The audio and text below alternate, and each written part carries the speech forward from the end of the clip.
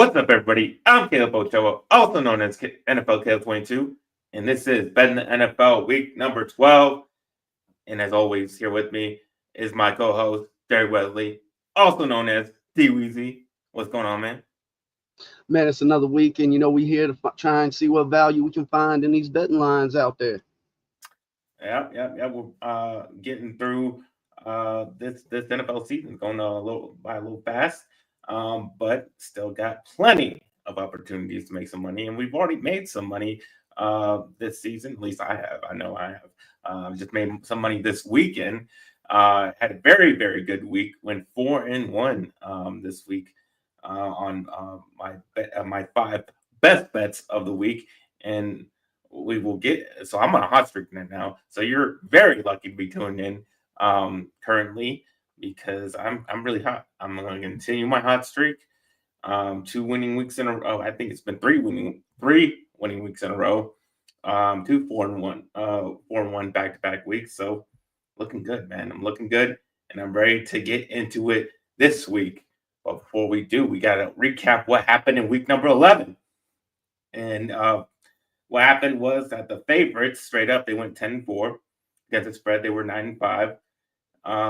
But the home teams weren't straight up 8-6 against the spread. They were 9-5. So not too much discernible difference there. And then what the biggest thing was, the home favorites against the spread were 6-2. That is a big difference from what we've been seeing. We've seen a lot of road teams winning so far this season. And this past week, I guess the numbers adjusted, and we saw home favorites really cover the spread. Overs and unders, we get 8 overs, 6 unders, so not too big a difference there. Favorites overall, 114.52 and straight up, and then against the spread there, 86, 76, and 4. So favorites still obviously doing well. Home teams, not so good.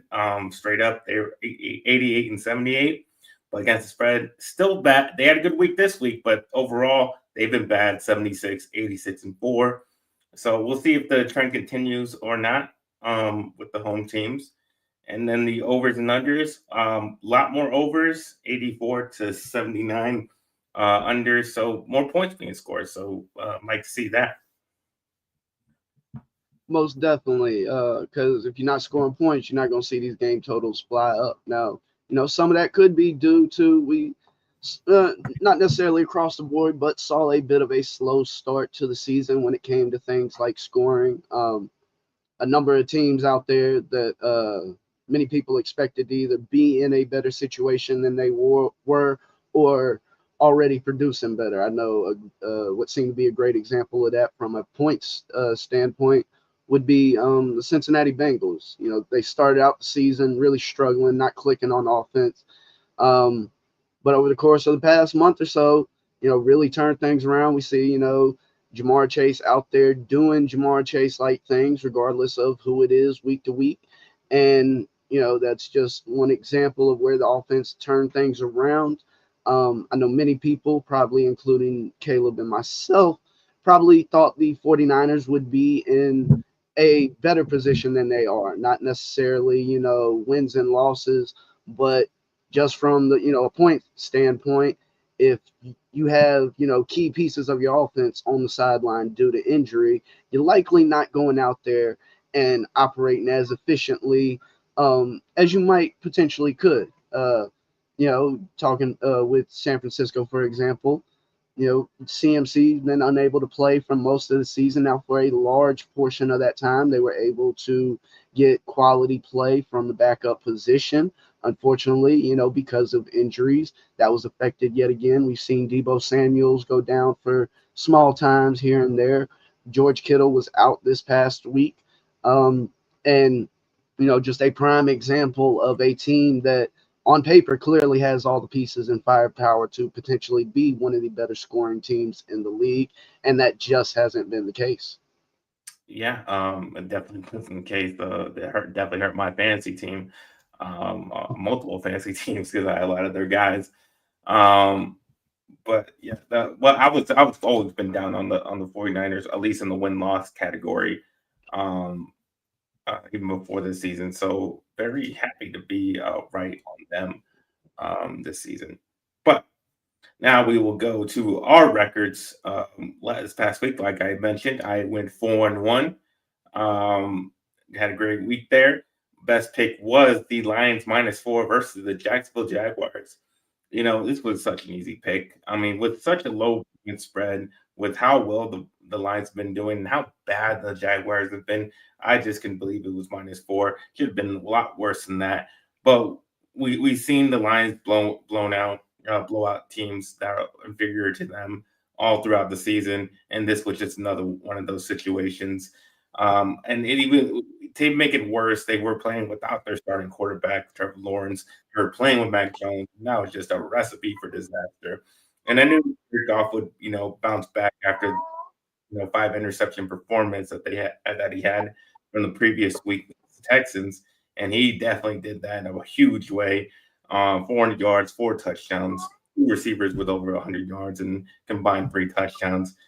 Just a great performance all around for the Lions. It's probably one of the easiest bets of the season so far.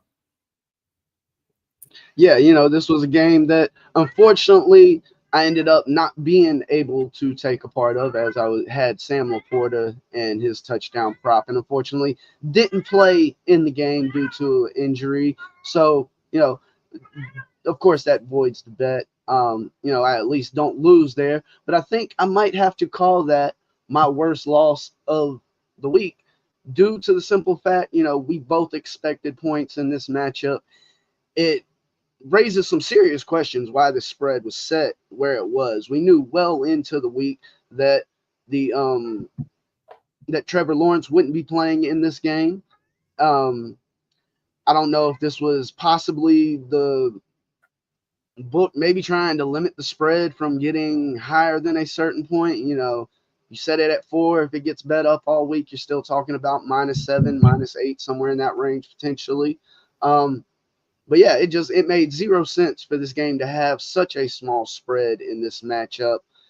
The Detroit Lions, the offense has been rolling, even in times where they struggled. I mean, come on, we're talking about an offense that saw their quarterback throw 5 interceptions, and they still found a way to win the game. So, we expected points in this matchup between those two teams, and it's no shocker that we got them.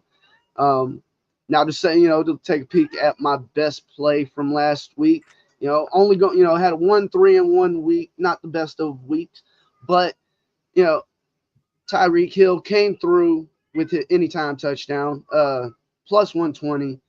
If I know there's some slight questions about his health availability, of course, there's still, a little bit of questions surrounding Tua and this offense, as they just maybe haven't necessarily gotten things back to where they were, say, at the beginning of the season. But this was, yet another instance where it was pretty much easy money. So there's certain players out there where you almost expect them to be a minus number when it comes to a market like an anytime touchdown. It was something I touched on, last week when I was talking about Tyreek Hill. And it did not shock me to see that this, if I had to look at my picks from last week and someone told me only one will win, I'd either be looking at the Laporta play or Tyreek Hill play. And in this instance, that's exactly what happened. Yeah, it seems like when I'm down, you're up, and when I'm up, you're down. That's why you tune in every week to see who's up and who's down. Exactly. Like as we always say, you go my face, go with DWeezy's face, doesn't matter. As long as you're making money, that is the goal. Just we'll be up some weeks, we'll be down some weeks. You just gotta tune in every week to know who that person is. But we'll say what's up to my dad, what's going on. We'll say what's up to Lunchbreak Hot Take, Jose, I think. And we'll say what's up to Rodney. Thank you all for tuning in. We're about to make you guys money. Before we do that, we got one last thing. We talked about the good. We got to talk about the bad. And I only had one bad. It wasn't too bad because I did pick the Chiefs +2 versus the Bills, and they had plenty of opportunities to cover that 2-point spread. But they do come up short in that one. They finally get their first loss against the Bills in All they needed to do was get that stop, stop the Bills from scoring touchdowns. And Josh Allen, of course, takes it 26 yards by himself all the way for a touchdown, and that just was killer. Because at least if you just make the stop, at least you can get a push on this pick. Even if on the next drive, if Mahomes can somehow get it down the field, and you always feel like Mahomes can do that because he's done it all season long, somehow makes a play to win the game. The Chiefs as a team have done that, and you really feel confident that okay, yeah, it's going to happen again. Just didn't happen in this one. So they play up to at least make it a push to get within two, but they couldn't do that on that last drive. We'll say what's up to Hendo. We about to make you some money right now. But any thoughts on Bills Chiefs? I'm not surprised that it was a close game. I think we saw a lot of what we've come to expect out of the Chiefs offense this season. Not a high scoring game, a real defensive battle. Um, Anybody watching the game, when Buffalo had the ball in it, in that fourth down play occurred, you knew there wasn't any chance of them walking out the field goal unit in that instance. An example of learning from your mistakes. If 13 seconds was too much time for Patrick Mahomes and the Chiefs, clearly over 2 minutes is way too much time. And in this instance, it really ended up paying out and sealing the deal for the Bills. I did go into this game with a ticket on the Chiefs money line. I was potentially looking for a situation where I might be able to middle some action if the Chiefs had been able to get a decent, hold a serious lead in that game. And unfortunately, that didn't happen. A low scoring game. And did I expect, we would see Josh Allen, break that fourth down play off downfield and take it all the way to the end zone? Of course not. But, definitely highlighted, I think, an acknowledgement by the Bills that, they needed to beat this team, even if it was only the regular season. With their history and past with the Chiefs, this was the chip that they needed to get off their back. And we saw a pretty confident team come in, and that's the type of win that the Bills could be a team to watch out for come playoff time. Yeah. All right. That'll wrap up week number 11. Before we get into week number 12, if you guys can hit the like button, subscribe to the channel if you have not already. And if you really want to help us out, you can join Ko-Fi or Coffee or however you want to say it, whatever. The link is in the description down below. You can join whatever tier that fits you. We very much appreciate it if you can do that. But now we will get into our 5 best bets of the week. And since I'm been on a hot streak, so why would I not start off? Exactly. You got to start with the hot hit. Yeah. So I'm gonna start off right now with the Eagles at the Rams. Rams are getting 3 points at home. During the time that the Rams kind of had their injury problems, the defense was kind of keeping them in games, and even the last couple of games when they've had their guys, they've had some struggles on offense. The defense has kept them in the game long enough for Matt Stafford to start getting it together. He starts getting to his guys, and it was the defense that's really been the difference for them. And I think that will help them in this matchup, keeping that Eagles offense at bay. Now, and I also think that with Cooper and Puka, they'll definitely have enough to give that Eagles secondary some problems. I think they'll give them a little bit of different looks that maybe Big Fangio hasn't seen. But I think the most important key part is to get Kyron Williams heavily involved to keep Saquon off the field and that Eagles, all those weapons that they have on the Eagles offense off the field. And I think the Rams pass rush, can really contain Jalen Hurts, because I saw it during when the Cowboys played the Eagles. Our pass rush was really hammering him early in that game. I mean, we were sacked him like 5 times, and at least in the first half, we were definitely able to contain that offense from scoring because we were getting the pass rush. It was just our offense, obviously, sucking as bad as they do, which what really was the problem for us to give the game away. Obviously the Rams, I don't think will have that problem with all their offensive talent on that side. So if their pass rush can get to Jalen Hurts, I think this definitely is advantage for the Rams, and that's why I like them getting 3 points at home. Yeah, I definitely feel your sentiment about the Rams excelling in this game. Now, the secondary for the Philadelphia Eagles has been an area of concern throughout the season. Now, yes, this defense has definitely been playing better in the past few weeks, but that also could be, due some to their schedule. You look over the past 3 weeks, we see Jacksonville, Dallas, Washington, and if I'm not mistaken, wasn't it the Philly game that Dak went down in with the injury? No, it was before that. Okay, so we're talking about a Dallas offense without Dak at under center. Talking Jacksonville, very a bad offense this season. Washington has been one of the surprise teams of the year, of course, with the rookie quarterback Jaden Daniels, but it also raises the question, a seasoned defensive coordinator like Vic Fangio, what not necessarily exotic blitzes, but what exotic looks could be potentially presented. Make it difficult for the rookie to diagnose defense or potentially what defensive looks they're going to be falling back into.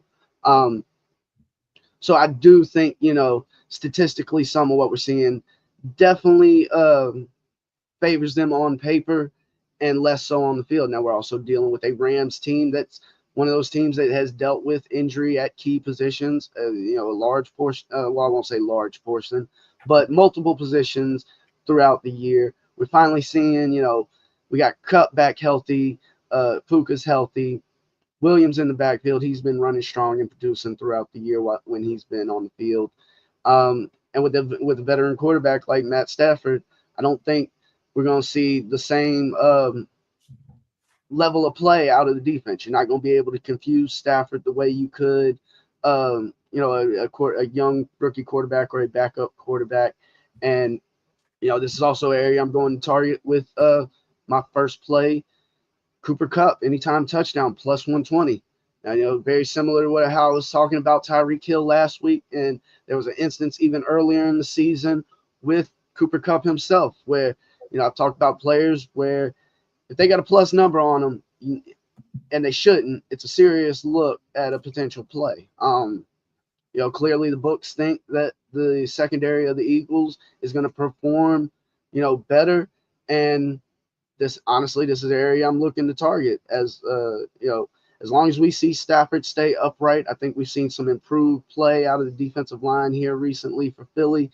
And, the only way you're going to really slow down this offense is if you can put Stafford on the ground. So if Stafford stays upright in this game, I think we see, multiple touchdowns out of the offense and one of those going right through Cooper Kupp. Are we going to see Cooper on Cooper? It's a real question. I mean, that's a crazy sight to see. White guy on white guy. I mean, we don't. I mean, that's an anomaly. Hey, maybe it's like the cat gift with the peanut butter strapped to his back. We might have found the solution for perpetual energy. Who knows? All right, I'll get to my next bet. I got the Lions -7.5 at the Colts. Obviously, I'm just going to stick with the Lions. Lions have been making me so much money this season. Just keep picking them, and they just keep paying me lots of money. If it keeps hitting, why not? Why change it? Why change it? I mean, the proof is there. They covered spreads. No matter how large the spread was large last week. I think 2 weeks ago because the Titans spread was large, and they covered that. And yeah, I see they can put up 50 against this Colts defense. I mean, they are pretty bad, and specifically the areas that the Lions are really good in. The Lions are really good at deep passes. That's where the Colts struggle, and the Lions are really obviously good with their two backs. They're good at running the ball, and the Colts rushing defense is pretty poor. So in two areas that the Lions can take advantage, they definitely will in this game.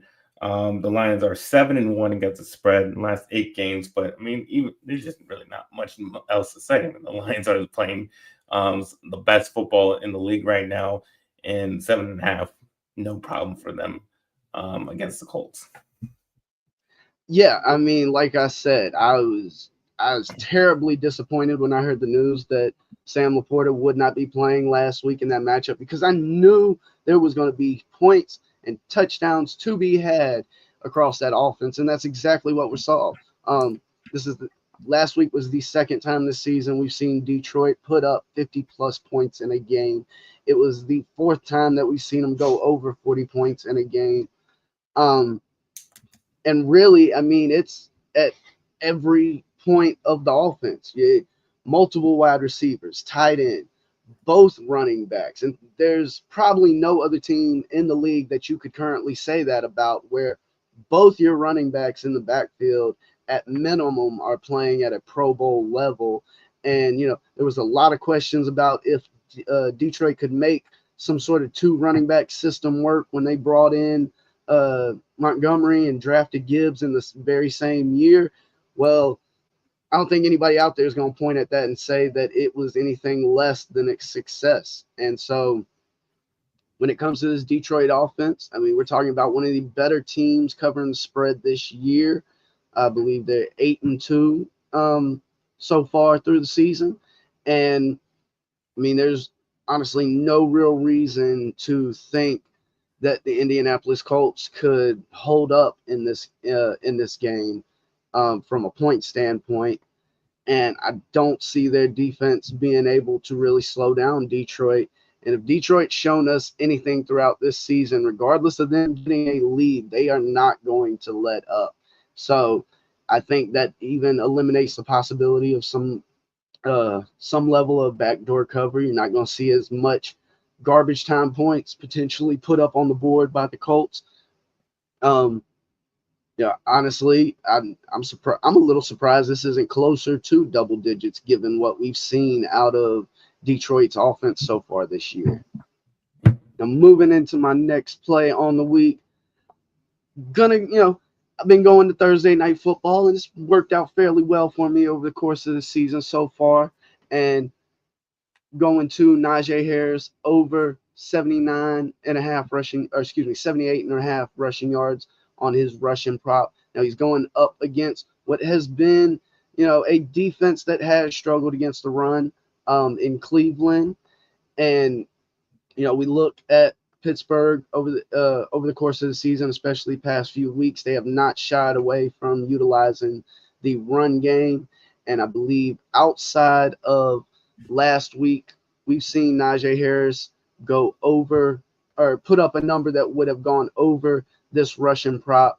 I know multiple times this season we've seen him rack up over 100 yards rushing, and I would not be shocked to see him be able to take advantage of this of the Cleveland Browns defense in certain areas. And just wanting to check one thing real quickly. Yeah, he's Go been ahead. hot. He's been hot recently, and it's a lot of it's been new because Jalen Warren has been out. But even when he came back, I mean, they've been more focused with Najee Harris getting the ball than Jalen Warren, and it just seems like he's just like the full time back as of now, getting the majority of the carries. Yeah, and something I wanted to see, and I said 2 times. He's actually gone over the century mark 3 times this season, where he had a 3-game stretch of 100 plus yards in a row. But 63 yards last week against they might be the best rush defense on paper, but still one of the top rushing defenses with the Baltimore Ravens, and they were still able to put up 63. He was still able to rack up 63 yards rushing in that game. Looking over the course of the season, not only seen him hit to the over on his rushing prop, large majority of the last 3 games, I believe, seeing 7 and 3 to the over his last 10 through the 10 games so far this season. And Also, for Lee, 5 times he's put up a number that would cover, or no, excuse me, wouldn't cover this number. But I failed to mention this is a alternate number because the books are putting up, I believe 68.5. It's already, major juice on it, minus 130. Now, I've mentioned before how, uh, whether it be anytime TD props, there's still value to be found behind some of these plays because the book, the number's just coming out and it's already juiced heavily to the over. The book's expecting this number to get pushed up. And, you go to the alternate market, you look just one notch up from that 68.5. You see 79.5 already at plus money, plus 114. And I do think this is an instance where, yes, this over the course of the year, this might have been one of the better defenses in Cleveland, but I do think a inability for the offense to stay on the field. We're going to see the Pittsburgh Steelers be able to capitalize on that. And one thing the Steelers do like to do is lean on the run game, especially if they have a lead in this game. We saw them going up against a high-powered offense last week where they were able to stifle the offense. And throughout the entirety of the game, we did not see the Steelers abandon the run game in any way, shape, or form. So I do believe the opportunities are going to exist for him to go over on this Russian total. All right. For my third bet of the week, I got the 49ers at the Packers. Packers are are actually giving minus 2.5, and I'm going to lay the points with the Packers. I think the Packers are looking for revenge in this game, coming from their loss to the 49ers in the playoffs last year. The 49ers are just not playing well. I mean, they haven't been playing well all season. You can say that's mostly due to their injuries that they've been having at the receivers, not having Christian McCaffrey in there. And obviously George Kittle was out last week. They're coming off of a big upset loss to the divisional rival, the Seahawks. And so I just don't think the 49ers are, really getting it going this season. I think that continues in this one. Jordan Love was almost able to get the win last time in the playoffs, but I think this time around, I think some things have changed. I think they've gotten better. He has another year under his belt. The only thing is he has to kick his turnover problem that he's been having. But if he can do that, I think he'll be a lot more successful this time against the Niners. And I think the Packers defense is much better than it was last year, and they're playing much better. So I think that's going to be a big difference in this game. The Niners are a horrible team against the spread, 4-10 against the spread the last 14 games. So yeah, the spread has not been the 49ers' friend this on all those games. So definitely laying the points with the Packers. Yeah, I think this season for the 49ers has highlighted that while I'm drawing a blank on the quarterback. Purdy? Yes. I don't know how I forgot that. But Brock Purdy, I think by definition a game manager. Good enough not to lose the team the game, but not talented enough to lift and propel the players around him unless it's, some of these top-notch talents that we've seen in the likes of Debo and Kittle, even with CMC there. Because when we've seen them go down, it's been other players stepping up that were able to fill that void. It wasn't, necessarily that we see Brock Purdy going out and elevating these players. And similar to how, I was talking with Buffalo Bills and their victory over the Chiefs, I think that, as you mentioned, this is a similar instance for the Green Bay Packers. This is a get back game that I think at least on some personal level they might feel more invested in than the 49ers. 49ers coming off a devastating loss, losing to the Seattle Seahawks, a division game, losing on a final game drive in the last 12 seconds of the game. And as you mentioned, the 49ers have not fared well against the spread throughout this season. They found themselves in a lot of close games, and you know, even with Green Bay only giving up -2.5, I wouldn't be shocked if we see 49ers struggle to, really get over that 20-point mark. Um, just, taking a quick look over the Yeah, past I few think games. another Go ahead. difference is 49ers were in San Francisco last time around. This time they'll be in Lambeau. We're talking about whether home field advantage matters. I mean Lambeau. Yeah, I mean, if there ever was, that's a good home field advantage for the Packers. Yeah, now I would put Lambeau Stadium in that, very small group of places that might still hold a home field advantage. If not necessarily from, a spread standpoint, but from an atmosphere where you're legitimately talking about a packed house, likely to be 90-95% Packers fans. A lot of traditions in that stadium, and things of that nature that won't necessarily rattle a professional player, but definitely can be some of those little things that create that uncomfort. Um, it might have some level of domino effect. Um, but definitely a place that I think you don't want to be playing a Packers team that feels confident, that is coming in on a high, which given the way the season has played out so far, for them to come into this game at 7-3 on the season, I think most Packers fans are calling that a win, given that we've seen Jordan Love go down in this season and be able to return rather quickly. If it wasn't for this hot start for the Detroit Lions, I think a lot of people would be talking about the Packers, especially in that division. So, coming into this game as the 49ers, a team that's been banged up, been struggling with injuries, um, definitely got to lean to the Green Bay Packers as the team to potentially walk away with the W.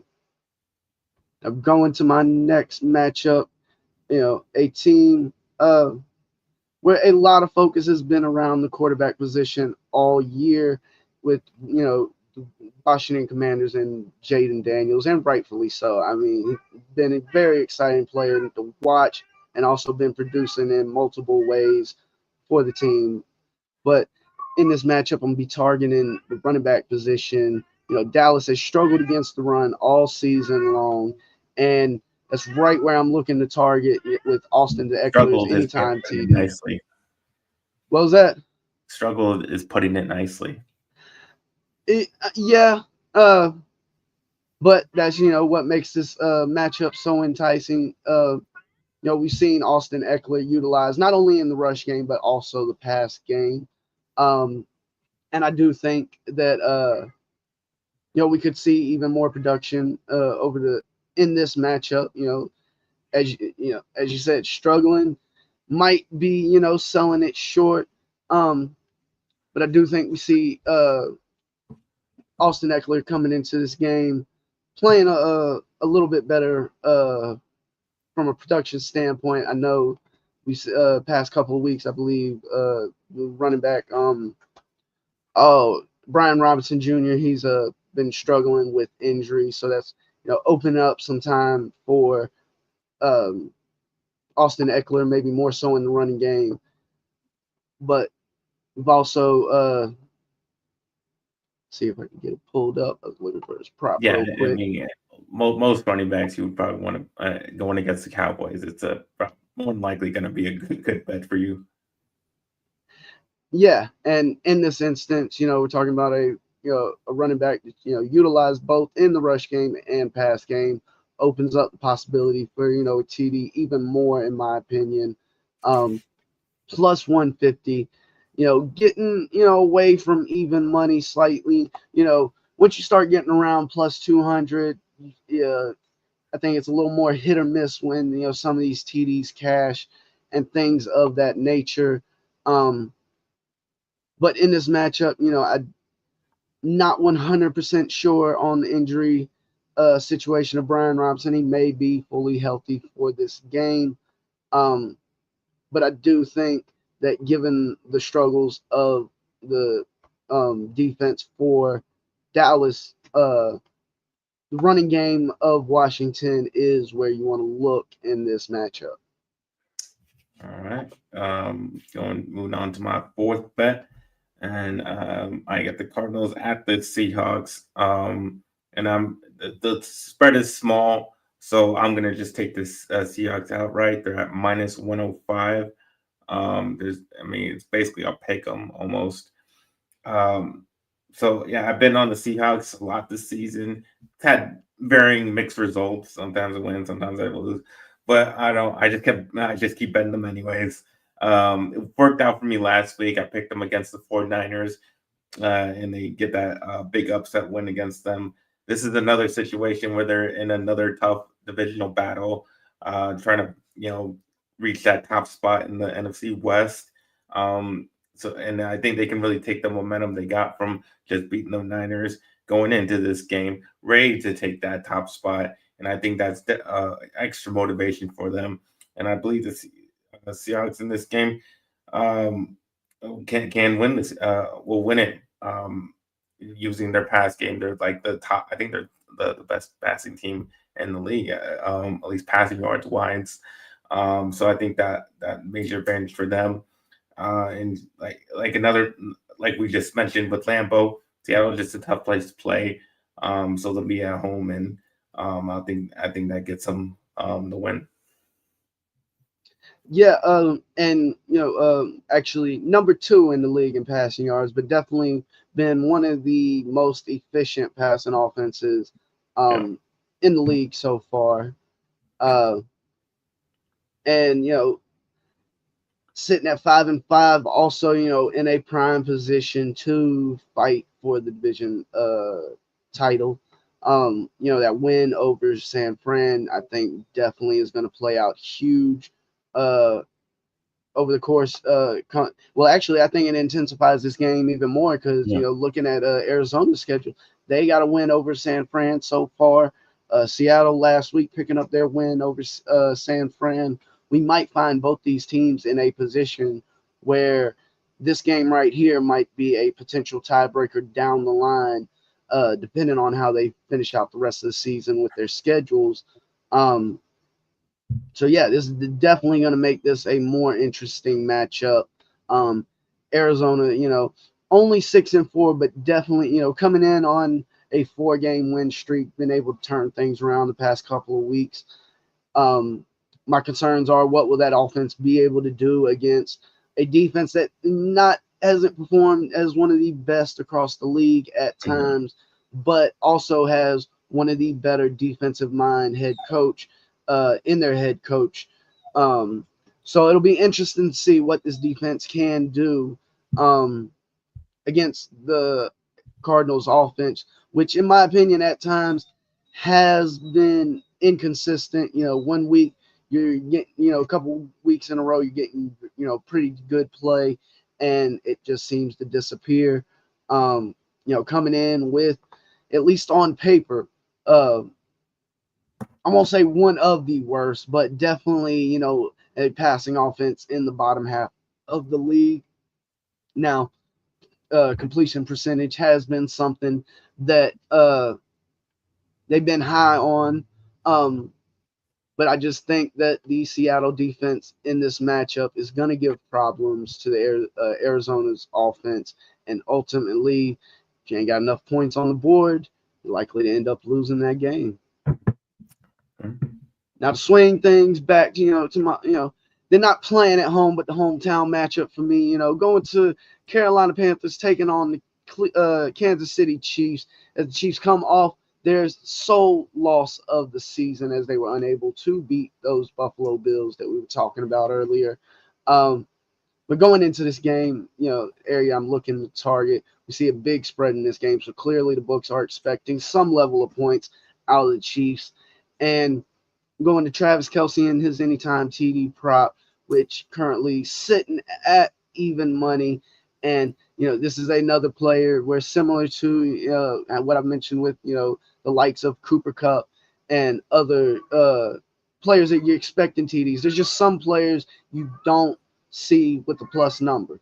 And if you see that, if you see it at even money, plus 110, you almost have to jump on it.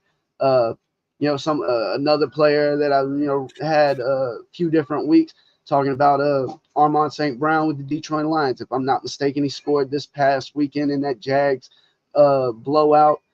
And so there are just times where and I also like this matchup.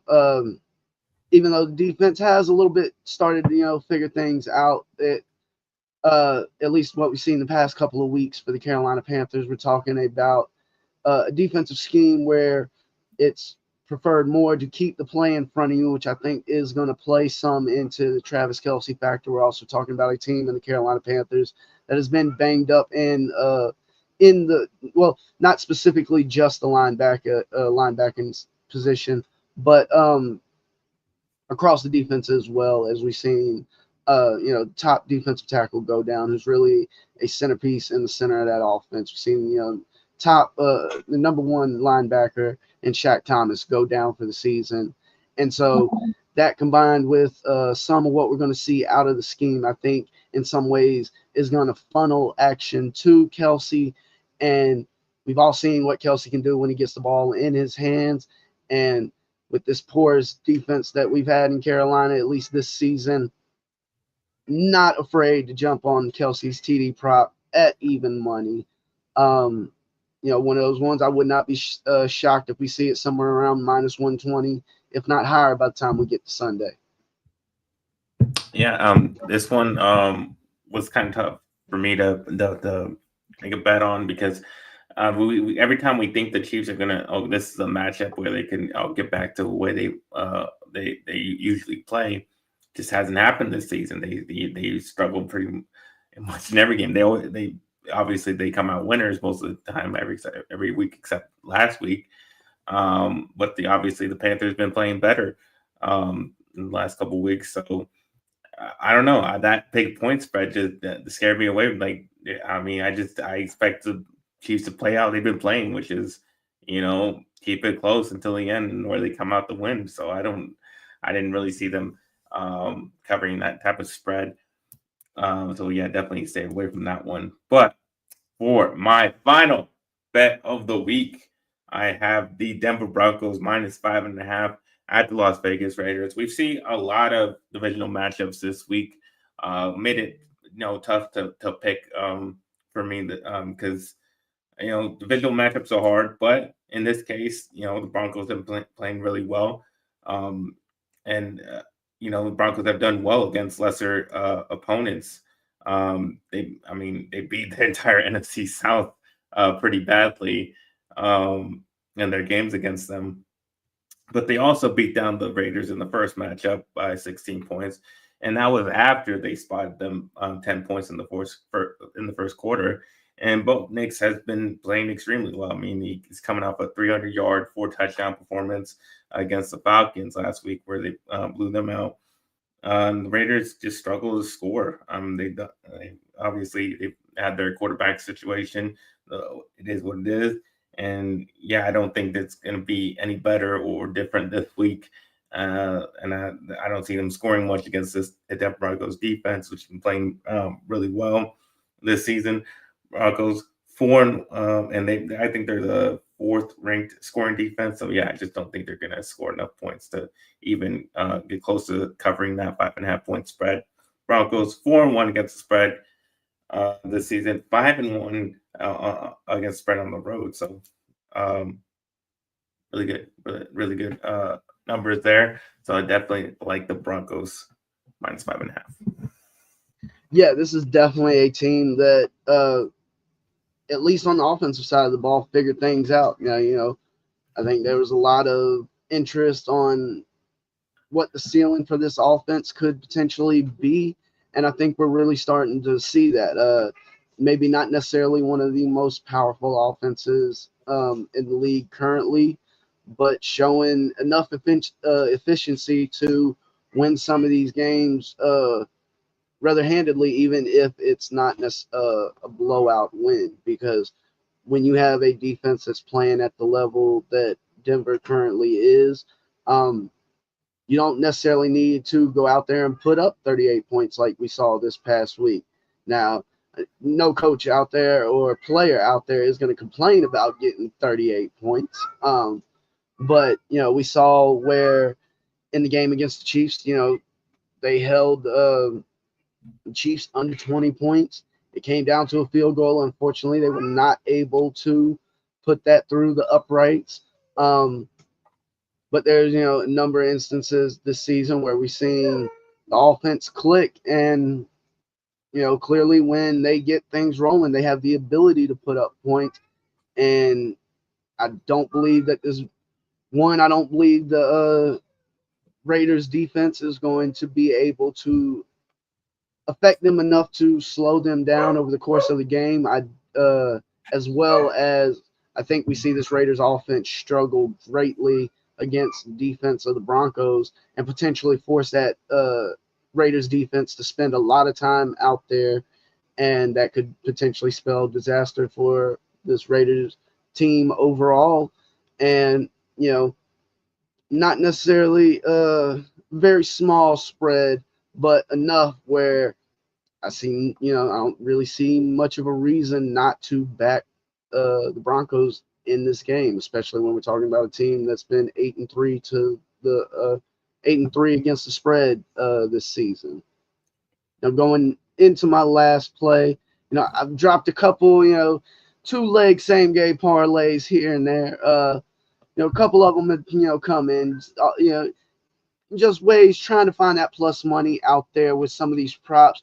We really feel like there's a good chance that you see this prop, one of these props come through, but you just don't like the level of juice you're seeing on that number. And in this instance, going back to Thursday night football, Pittsburgh Steelers defense has been, definitely one of the better defenses in the league at forcing turnovers and interceptions. And I think, books are putting in minus 200 or higher for Jameis Winston to throw an interception in this game. And looking at things now, just pulling up some of the turnover stats for defense of the Steelers. Sixth in the league in interceptions. Struggled a little bit at forcing fumbles. But we're not looking for fumbles. We're looking right for interceptions. And I think we're going to get at least one interception out of Winston this week. Now, I'm not going to jump on this number at minus 200. Paired that up with Pittsburgh Steelers minus 3.5 because I do believe that they can win by 4 in this game. We're talking about an offense for Cleveland that has been struggling. I think outside of the week where we saw them face off against the Ravens and pull off that upset. Yes, we've seen them fail to score more than 14 points in their last 2 games. And that is not the first time that's happened with this team currently looking across their season. There's only been one time that they scored over 20 points in a game, and it was that Baltimore game. So I do believe these offensive struggles continue. And as before mentioned, almost a bit of a correlated play as, if we're talking about the Pittsburgh Steelers winning by 4 more points in this game, I do think, to some level of degree, we're going to see the running game utilized and have success. But yes, Jameis Winston to throw an interception, plus the Steelers to win by, cover the spread at 3.5 plus 164. I like plus 164 a hell of a lot better than minus 200. All right. That'll wrap up our 5 best bets of the week. And that'll wrap up this show as well. So hopefully you guys win some money this week. Safe betting out there. Only bet what you can afford to lose. And for now, you can tell everybody where they can find you. DWeezy. Yes, the folks can reach me here on YouTube at Backyard Action Media, where currently I'm going to be doing a live show Thursday nights and Sunday nights, touching on a lot of the live markets that exist not only for football, but currently we have a lot of NBA action going on. Um, and the beauty of these live markets is there's numbers that are available that would have never been available pre-game or at any point in time before the game. Use this past Dallas game for an example. I was able to get on a CD Lamb prop for receiving yards over 70 and a half. That's a number that you're likely not going to find pregame. Now, he went well over this number. I believe when I played it, he roughly had maybe 25, 30 yards in the game. But definitely some angles that exist, numbers, whether it be game totals, spreads, player props, that you can't find outside of the live markets. And that is one of the beauty of these live markets is, the angles and numbers they present. Because, who says CeeDee Lamb doesn't break off a 60, 70-yard catch on one single play? A couple weeks back, I believe it was Thursday night game, able to get the Saquon Barkley prop well below the opening number. And I believe when he finished the game, he had over 120, over 130 rushing yards, something insane like that. I only needed like 65 yards. So there's definitely a lot of value in some of these live markets out there. And that's currently, what I'm be doing on proper betting Thursdays and Sunday nights. And people can also reach me on Twitter at the Yard Bets and on Blue Sky at BAM Sports. All right. You can find me on Instagram and Twitter at NFL Caleb 22 NFL Caleb 22.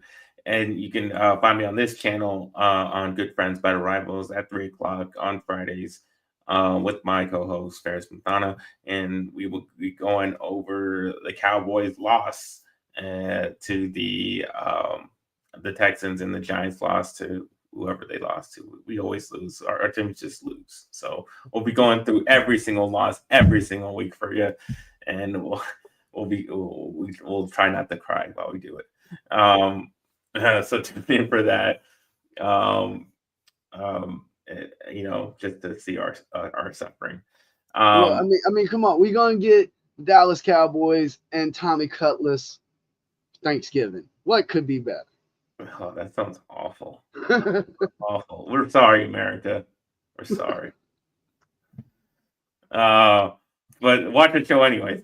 And tune in next week because we'll be back here doing the same thing, making guys money. So, like I always say, let's get ready to make that money.